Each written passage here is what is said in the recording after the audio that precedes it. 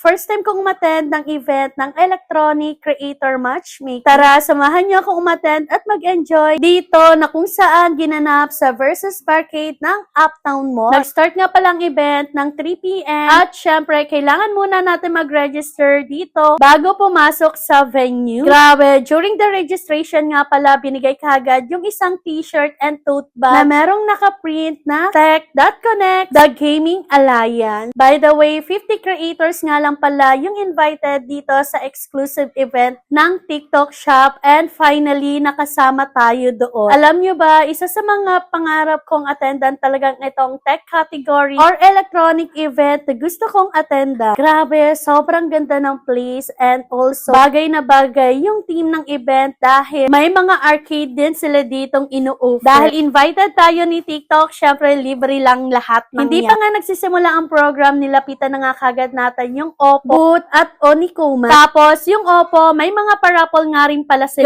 Grabe, isa nga rin pala tayo sa mga nakaabot ng Onikuma giveaway nila dahil nakakuha tayo ng headphone pro nila. And alam nyo ba guys, yung ating food dito sa electronic or tech category ay naka-buffet na talaga namang magsasawa at na-enjoy mo yung food dahil ang sarap. At ang ganda rin ng ambience na Versus Barcade dahil swak na swak sa team natin ngayon. Sobrang nag-enjoy kami dito dahil marami tayong mga nakausap na brand, may mga na-meet tayong bagong creator, at syempre, hindi rin mawawala na-meet din natin yung pinaka-manager ng tech. Tapos, ito pa, nakita ko nga rin pala doon si Sir Jerus Gabriel na isa sa mga hinahangaan ko pagdating talaga sa mga electron. Especially, nanonood din ako sa mga tips niya regarding sa mga mansanas. Wala lang, nakakatuwa lang na yung mga hinahangaan mo talaga makikita at makikita mo dito sa mga TikTok event na to. At itong isang babaeng to, grabe, napaka down to earth at talaga namang sobrang love na love ko to, si It's Okay. Na-meet nga rin pala natin dito sa Daddy AJ, SureTech, yung mga boys na nakasama namin sa Bini, at marami pang iba. Gusto ko lang din pala i-share sa inyo na ang sobrang saya, sobrang sarap kasama na tong mga to kapag